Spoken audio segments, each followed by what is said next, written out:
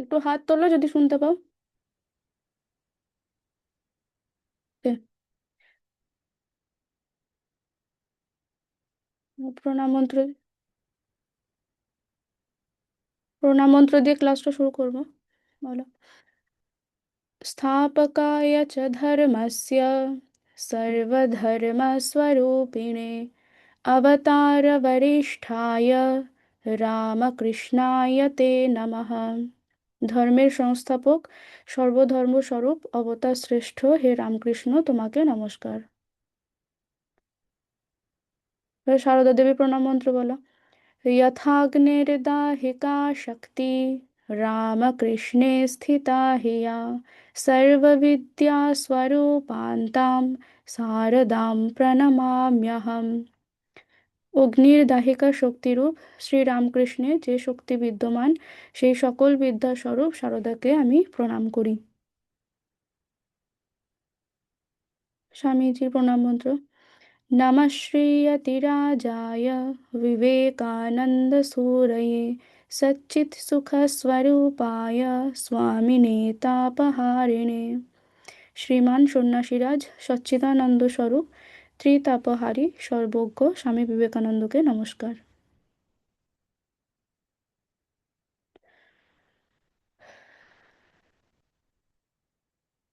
আগের দিন আমরা কর্ম নিয়ে সুভাষিত পড়ছিলাম, তাই তো? মনে আছে একটু একটু?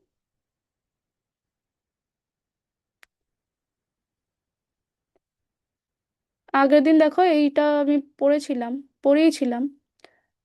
তো এটা লেখা ছিল, তোমাদের খাতায় লেখা আছে?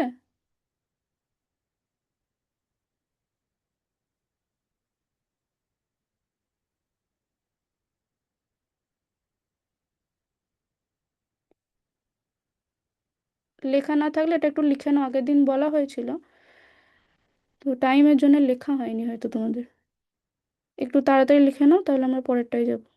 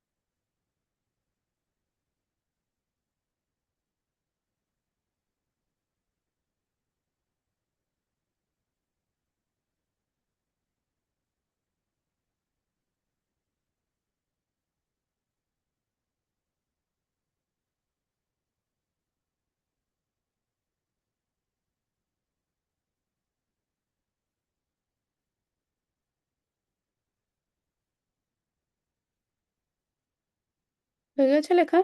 হাত তুলবে লেখা হয়ে গেলে।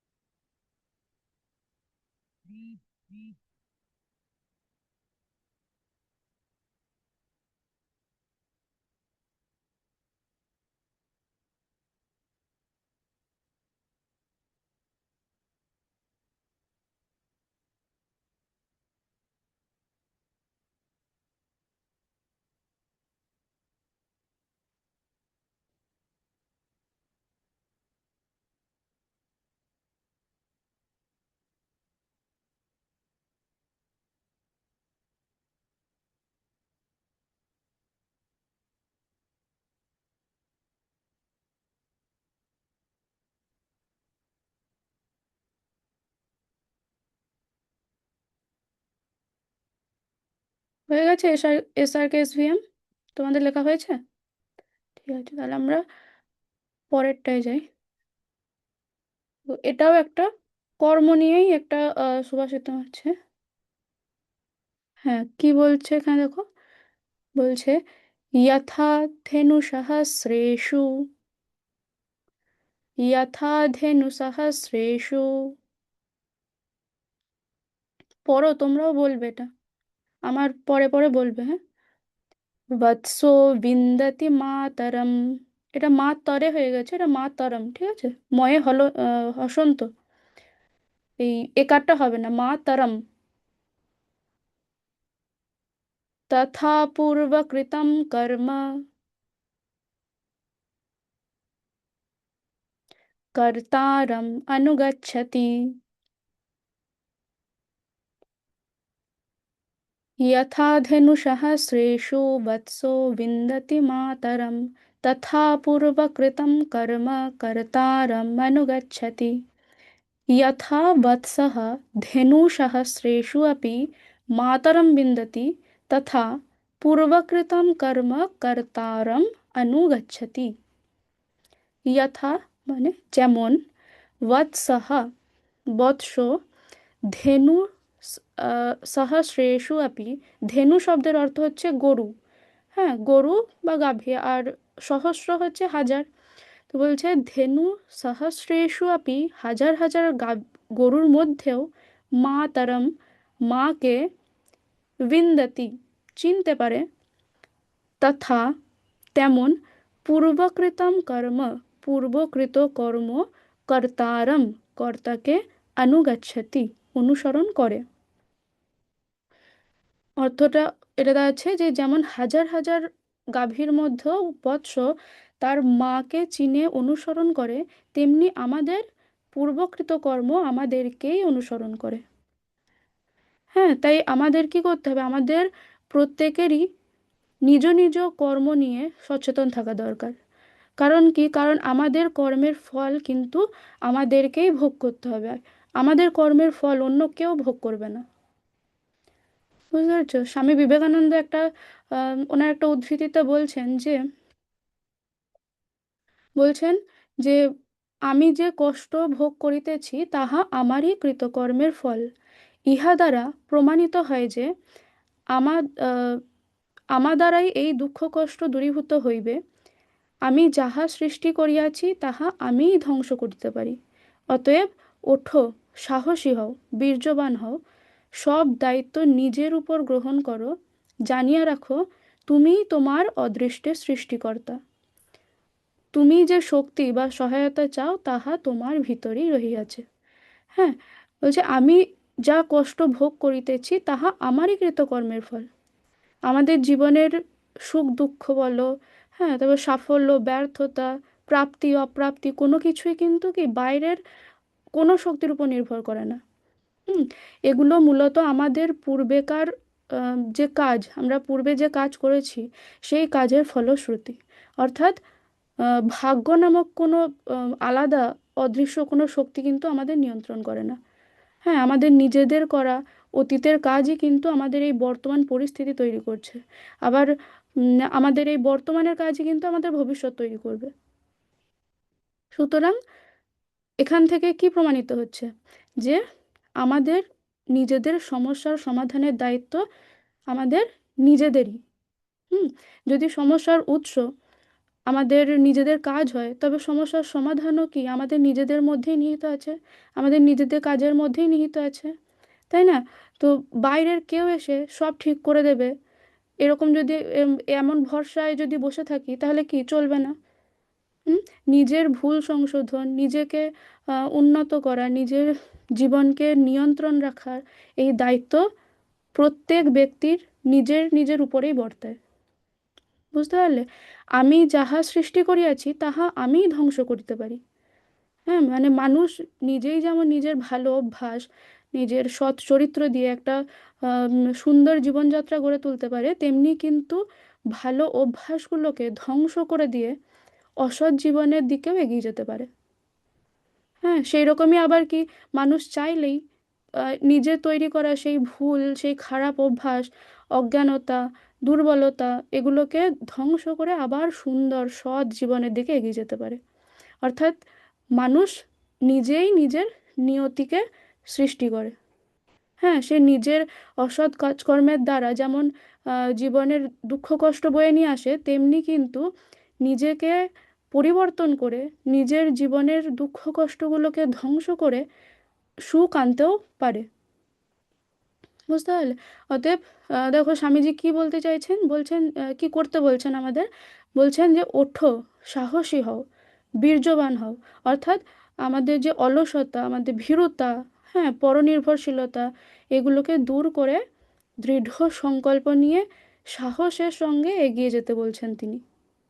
হ্যাঁ, জীবনের সমস্যাগুলোকে ভয় না পেয়ে সাহস আর শক্তি দিয়ে মোকাবিলা করতে বলছেন।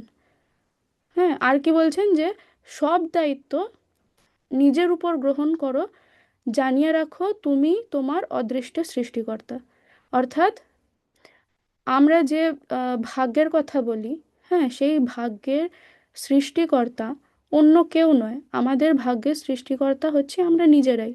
আমরা নিজেদের যেভাবে গড়ে তুলতে চাই সেভাবে গড়ে তোলার শক্তি কিন্তু আমাদের প্রত্যেকের মধ্যেই, নিজেদের মধ্যেই নিহিত রয়েছে, অন্তর্নিহিত রয়েছে।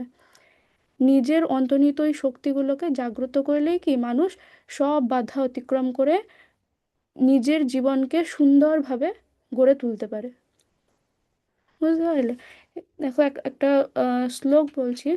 মনুস্মৃতি বলে একটা বই আছে সংস্কৃতে। সেখানে কি বলছে, কি বলছে, একঃ প্রজায়তে, একঃ প্রজায়তে জন্তুঃ।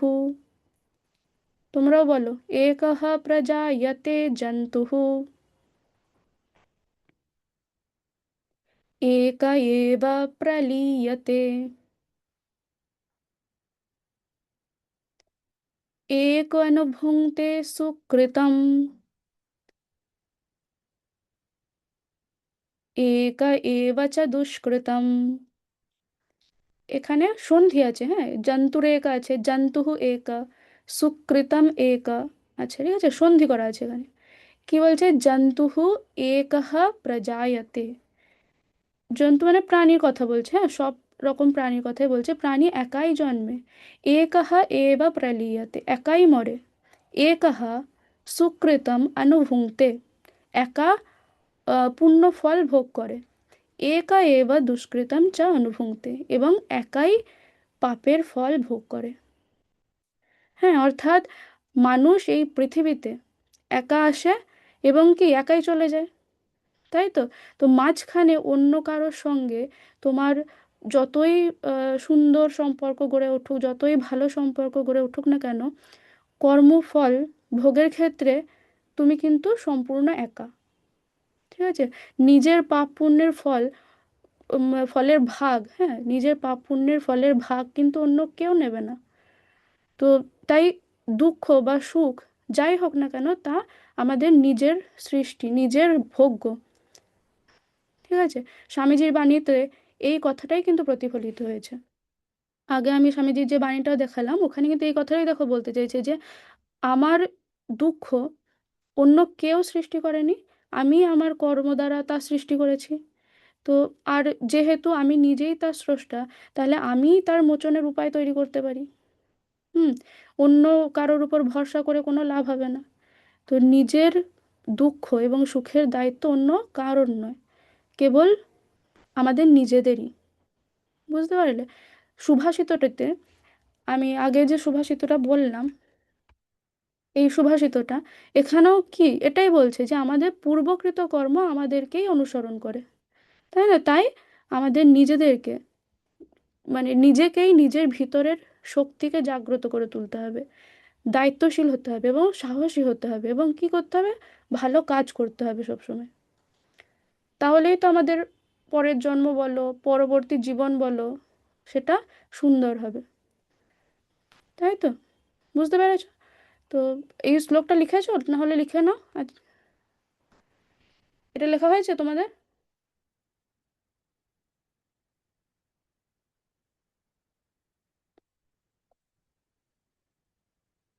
লেখা হয়ে গেছে, হাত তোলো। আচ্ছা, লিখে নিয়েছো? ও যখন পড়াচ্ছিলাম তখনই হয়ে গেছে, তাই তো?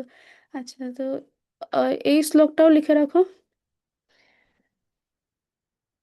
এটা মনুস্মৃতিতে আছে, মনুস্মৃতি বলে একটা সংস্কৃত বই আছে, সেখানে আছে। অর্থ, অন্বয় সবটাই লিখে রাখো।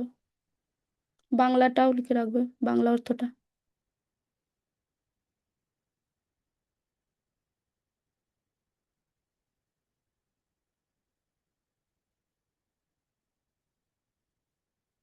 ঠিক আছে, আজকে আর নতুন শ্লোক শুরু করছি না, এতটাই থাক। ওম শান্তি শান্তি শান্তি। হরি ওম তৎসৎ। শ্রীরামকৃষ্ণার্পণমস্তু।